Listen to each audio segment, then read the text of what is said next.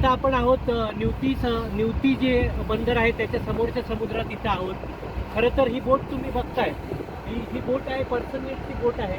आणि महाराष्ट्र शासनाचा जो नियम आहे त्यानंतर 1 जानेवारी पासून पर्सिस्टंट फिशिंगला बंदी केलेली आहे.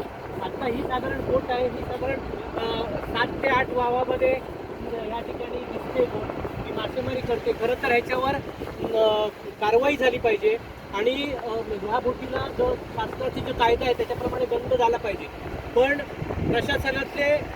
प्रशासनातले जे भ्रष्ट अधिकारी आहेत ते भ्रष्ट अधिकाऱ्यांमुळे ह्या ठिकाणी ह्या पर्सिस्टंटच्या बोटीला मासेमारी करायला परमिशन मिळते आणि त्यांचा बीड चेपतो.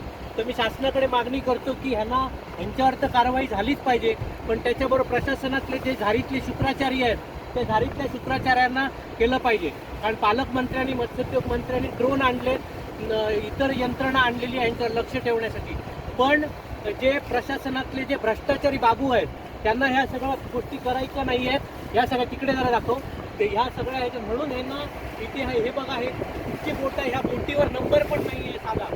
ह्या बोटीवर नंबर नसलेल्या ही अशा प्रकारच्या बोटी ह्या सागरी सुरक्षेसाठी अतिशय घातक असतात. तो कसाब आलेला 26/11चा हल्ला करण्यासाठी तो अशाच प्रकारच्या बोटीत आलेला. तुम्हाला आता मी झूम करून दाखवतो.